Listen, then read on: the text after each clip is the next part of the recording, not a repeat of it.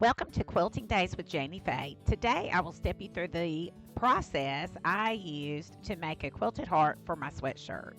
I am wanting to make a sweatshirt for Valentine's Day. I'm going to put a quilted heart on the front of this pink sweatshirt. So I want to just kind of go through this process and show you how I'm going to approach it, and we'll see how it turns out. I have an 8.5 by 11 piece of paper. I'm going to fold it in half. All right. And then I'm going to cut out a heart shape. I'm wanting it pretty large. Is that how I want it? I want it a little more narrow here, through here. So I'm gonna fold it back in half. I wanna leave it the same length, but just cut a little bit off of here.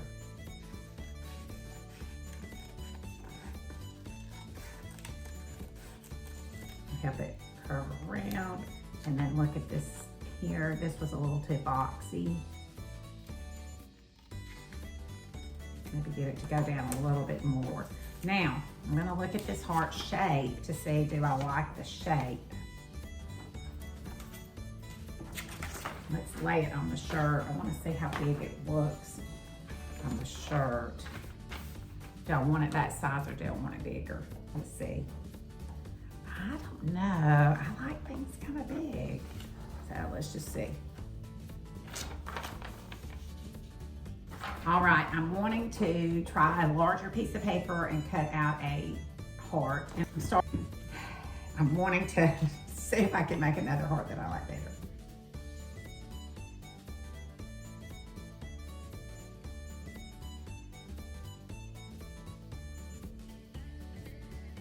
All right, so another thing I thought, instead of just putting it like this, you could corner it one way or another, and then even put a small one here and there. We'll see, but I'm gonna start with this. And then what I'm gonna do, I'm going to break this into a patchwork heart, and I'm not wanting just, I don't want all of the patches to be the same size. All right, so here is my heart, and I'm wanting to divide it into at least 8 or 9 different patches that I could use. I am going to use my ruler, okay, and start dividing it and thinking about how will I draw it, you know, how will I stitch it together, okay? So I'm gonna have these two. I don't want it to look too uniform at the same time. So I'm gonna draw a line here. Okay, and then of course I could do that, but I'm gonna do this. Okay, so this will be a section, this will be a section, but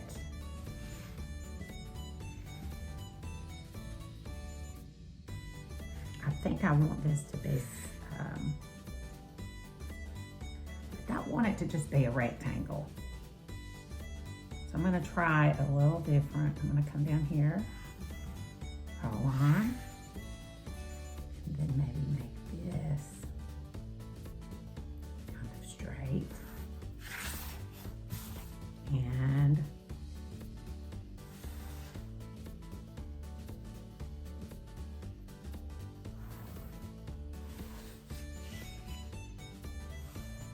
I'm gonna connect these. We'll see. And then through here, I could make this into some smaller sections.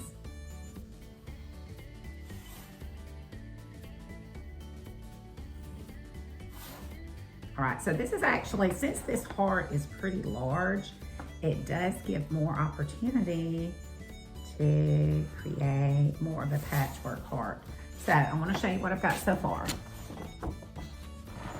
Okay, so what I'm seeing here is these two pieces up here are going to be a little too large. I'm going to erase this line and do something different here.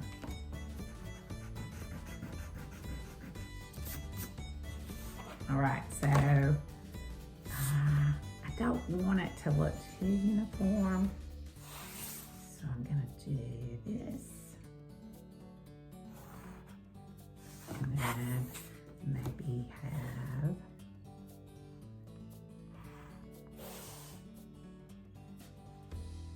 I don't really, okay, so what I just did here, I do not like these lining up. I don't want everything to look, I want it to look like it's patched, like not perfectly patched together.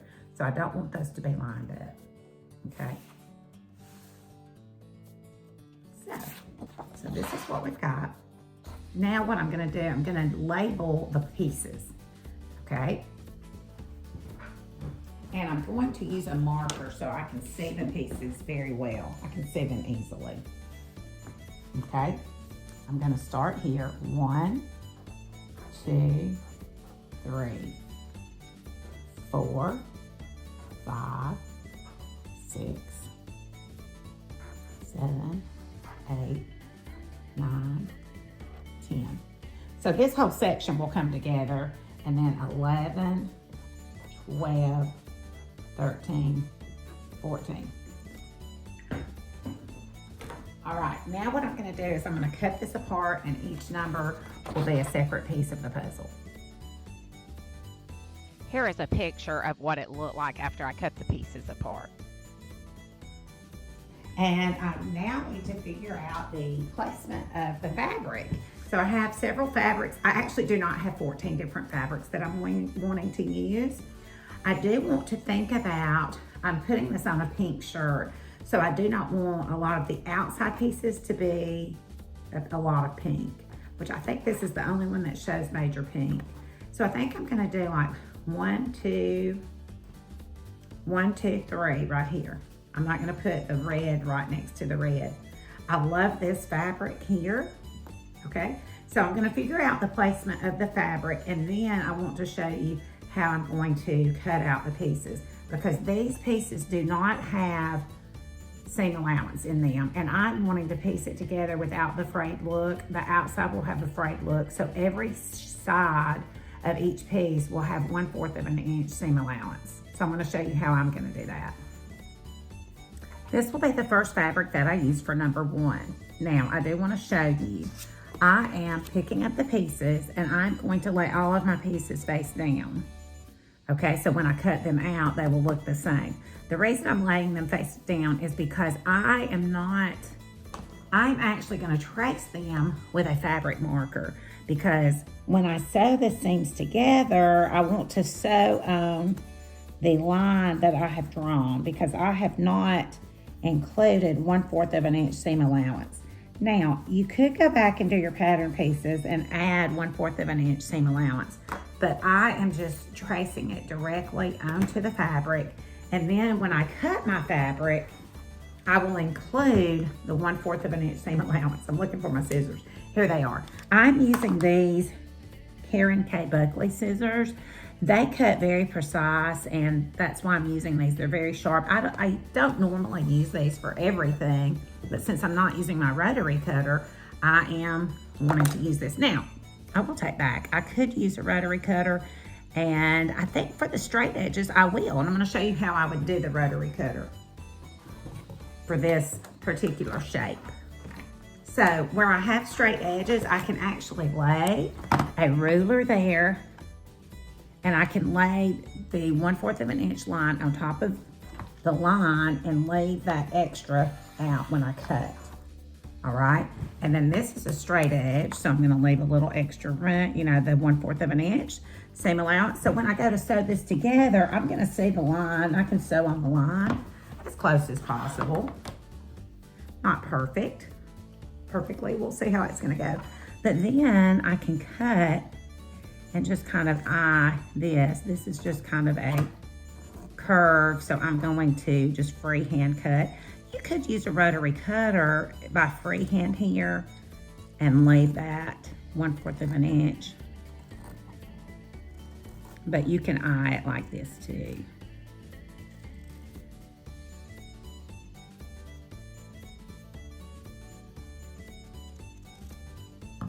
All right, and so this is what I have now, and I'm gonna do all of my pieces just like this. I do wanna add that when you are cutting these out, if the fabric is directional, keep that in mind. This fabric, when you look at what I cut out, it does look almost like it could be directional, but there are some hearts going in opposite ways right here. So I'm okay if some of them are upside down, and that is the way the fabric is. But just kind of keep that in mind, because this piece might have been a little better if it was going to be this way. But I'm going to be okay with it. All right, so I have cut out the pieces of the heart. I have those lines drawn there. I'm going to sew together pieces in sections, and we'll see how this goes. All right, so I'm going to put these together and sew 1/4 of an inch seam allowance.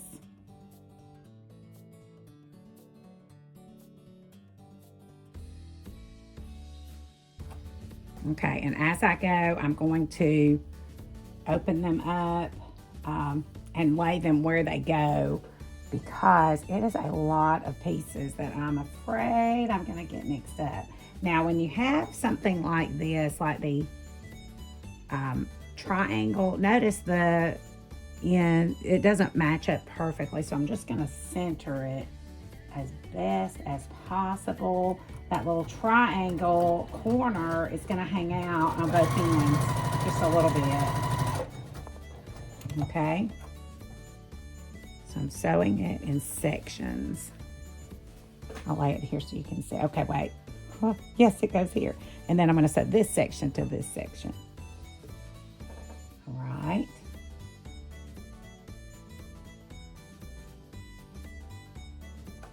Okay. I'm going to go on and sew the twosomes like this, and then I'll come back and put them together. All right, now we've got this space to this space. Okay, so I have a lot where I'm sewing two together.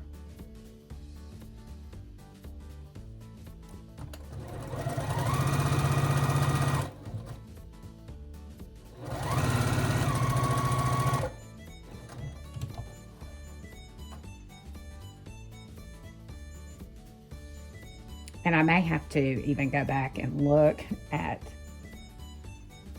my diagram. I took a picture of it so I can come back and look at it to see what I'm doing here. Okay, then I'm going to take these two together. So these two together.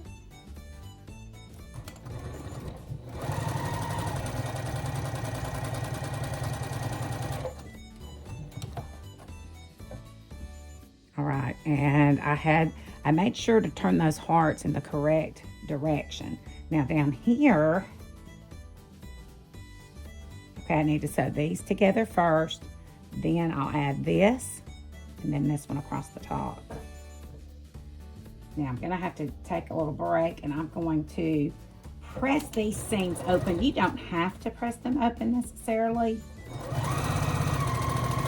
I'm just going to. I think it'll fit together better if I do. So I'm going to pause and go press these seams open. All right, so I have pressed the seams open of the ones that I have put together. I want to lay this out a little bit to help you see kind of how I'm going to do this. So I'm going to consider this a section by itself, and then this is a section, and then, so this is how I'm going to divide it up, just so you can see. All right, I'm going to sew this together. I'm going to sew this to this, and then I'm going to sew these three together. All right, none of the seams have to match. I did that on purpose. I wanted it to look very scrappy, so nothing is matching. Yay!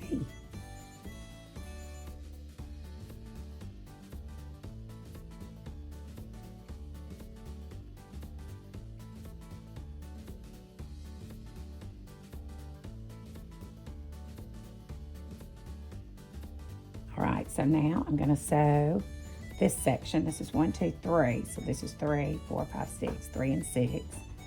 Again, the seams do not match.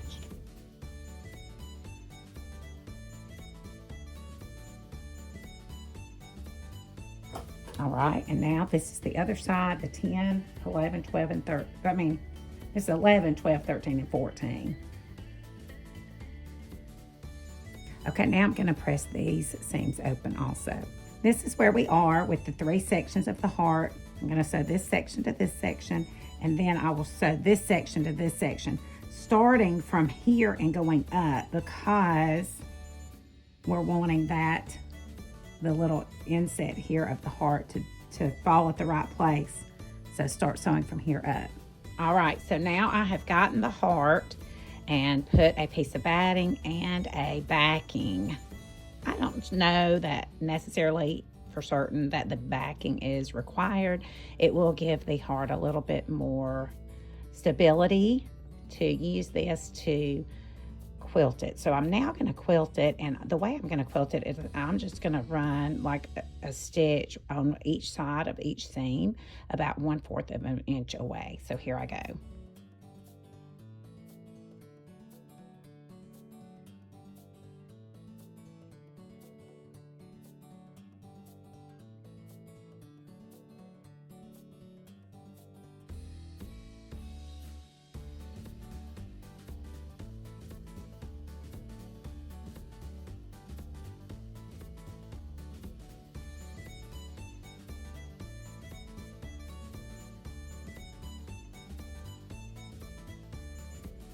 All right, so here is the heart with the straight stitches on each side of every seam, unless I've left one out, and I've got some strings to cut.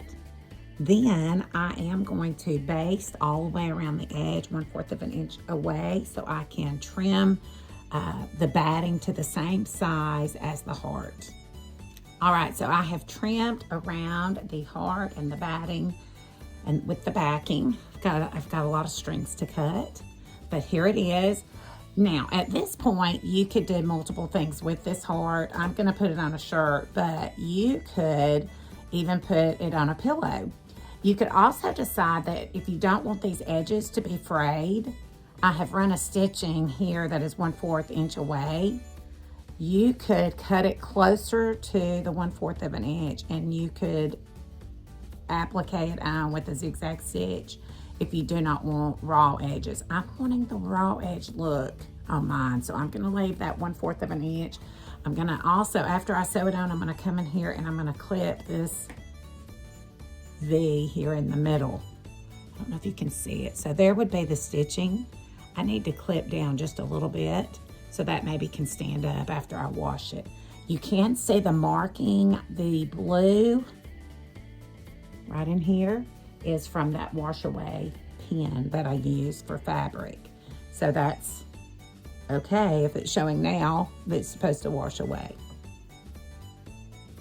Now I need to sew the quilted heart to the shirt.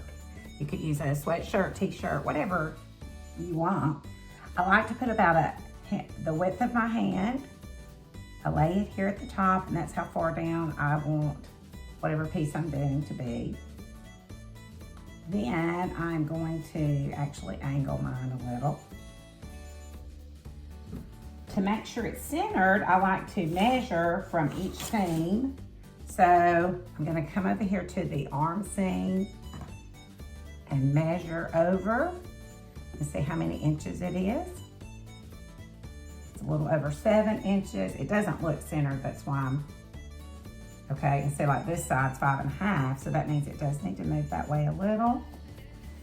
Let's see here. Let's measure again. Okay, so that's about 6 1/4. It's a little over 6 1/2, so I'm going to come this way a little more. This helps me know where to put it. Okay, 6 1/4.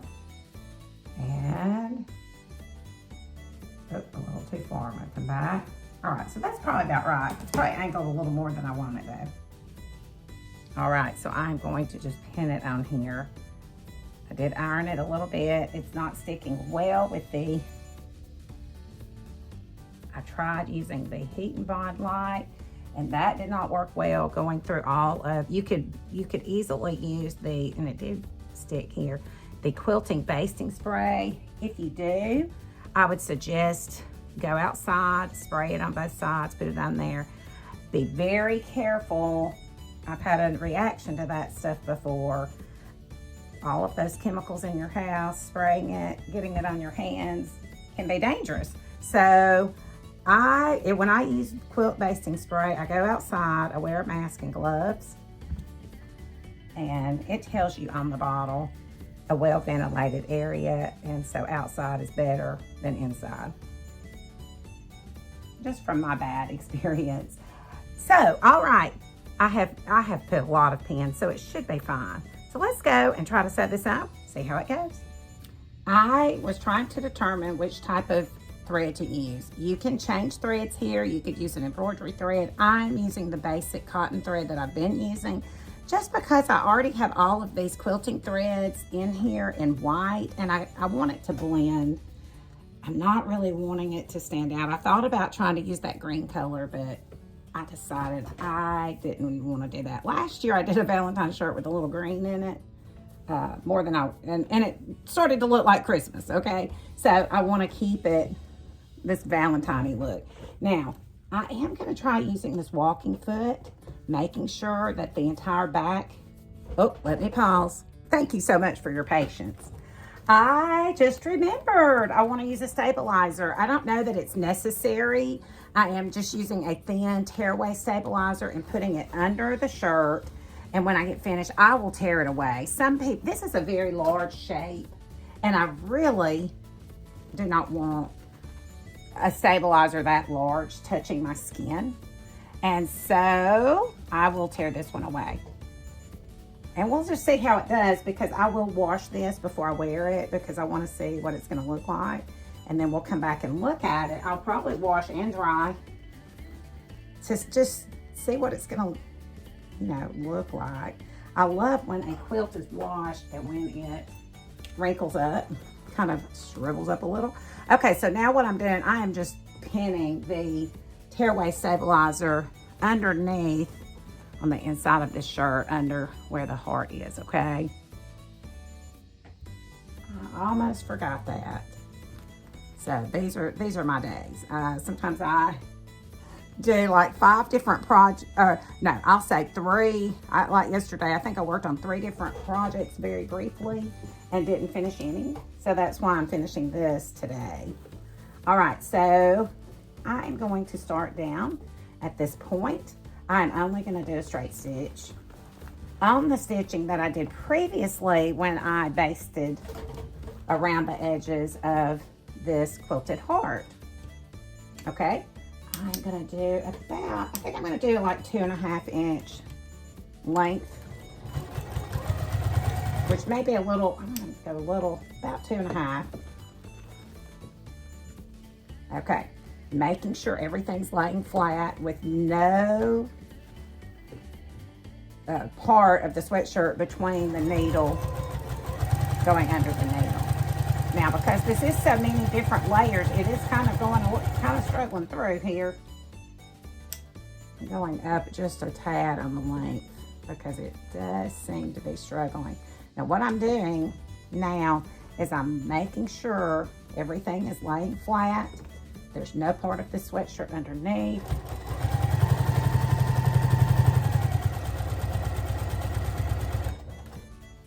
The pins are pretty much out of the way. That's why I've not removed any so far. I am using a walking foot. It's not necessary to use a walking foot. I just thought it might help though, to keep everything laying flat, okay?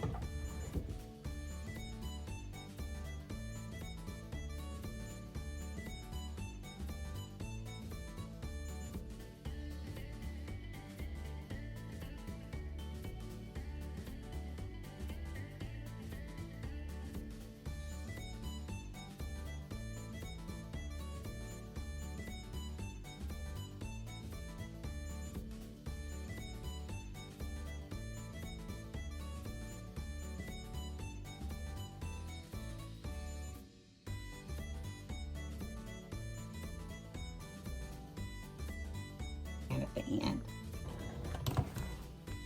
All right, so I'm going to take out the pins, take out the stabilizer, and I'll be back to show you what we've got. Here is the finished shirt. Now I'm going to go wash and dry it, and I'll be back to show you the result. Here is the quilted heart on the sweatshirt after I have washed it, dried it, and the edges were able to fray. I really love the look and I'm very excited about how it turned out. Looking forward to wearing it through the Valentine's season.